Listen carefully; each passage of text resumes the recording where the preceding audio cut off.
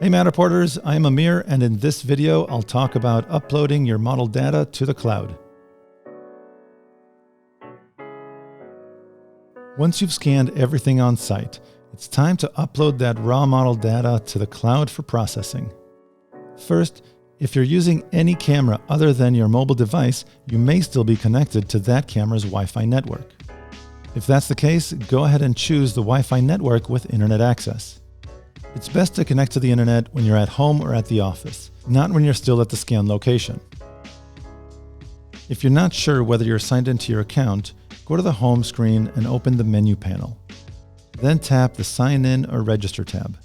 If you haven't yet registered, well, now's a good time, and you can register for free here.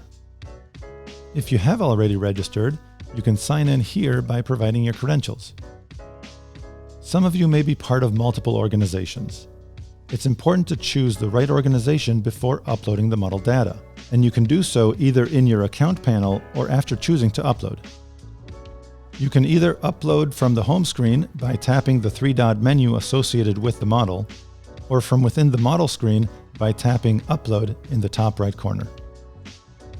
Before uploading, you're given the option to add face blurring and, as previously mentioned, to choose the organization. Uploading can take a while if the model is large. Just leave your iPad on and the Capture app open.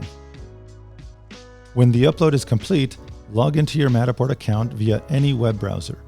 You should see the model listed as processing. If you don't see this, then it means the complete model data did not upload correctly.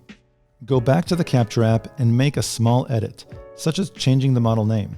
Then tap the Upload button again to re-upload the model data. This time uploading should be very quick. You'll receive an email when the data have finished processing.